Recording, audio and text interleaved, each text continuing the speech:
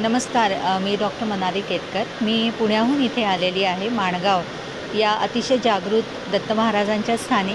टेंबेस्वामी महाराजांचं हे जन्मस्थान आहे आणि गेले अनेक वर्ष मी नित्यनेमाने दर महिन्याला मी माणगावला येत असते. टेंबेस्वामी महाराज हे आमचे पिढीजात गुरु आहेत आणि आज गुरुपौर्णिमेचा इतका मोठा योग आहे की आज आम्ही या ठिकाणी दत्तयाग पण करतो आहे. माणगाव देवस्थानच्या मंदिरामध्ये हा दत्तयाग होतो आहे.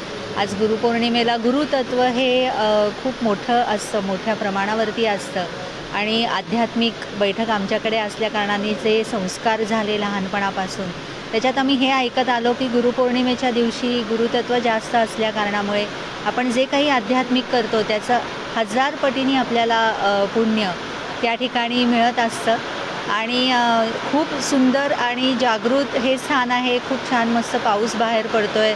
अतिशय छान इथलं वातावरण आहे. अतिशय प्रसन्न, शांत, कुठलीही ॲक्च्युली धावपळ कुणाचीही नाही आहे. आणि मला असं वाटतं की सगळ्यांनी आज गुरुपौर्णिमेच्या दिवशी माणगावचं जे दर्शन आहे टेंबेस्वामी महाराजांचं आणि दत्तमूर्ती इतकी लोभस आहे की बघताना डोळ्यामध्ये पाणी येतं की किती सुंदर असावं आणि किती ॲक्च्युली प्रसन्न आपल्याला ह्या ठिकाणी वाटू शकतं. 2 मिनटं जरी तुम्ही मंदिराच्या समोर उभे राहिलात मूर्तीच्या समोर तरी असं वाटतं की अरे हलूच नाही इथून. इतकं त्या मूर्तीमध्ये तेज आहे आणि मूर्तीच्या खाली महाराजांची मूर्ती आहे आणि त्याच्यातून सुद्धा त्यांनी हे दाखवून दिलेलं आहे म्हणजे मनाचा मोठेपणा किती असावा की माझं हे स्थान हे गुरुच्या पायाशी आहे.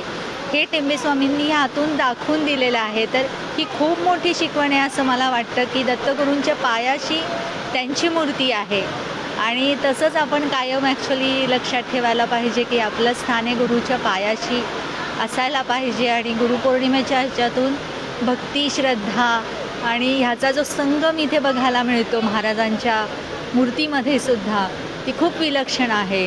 त्यामुळे खूप खूप धन्यवाद की मला 2 शब्द या ठिकाणी बोलण्याची संधी दिली.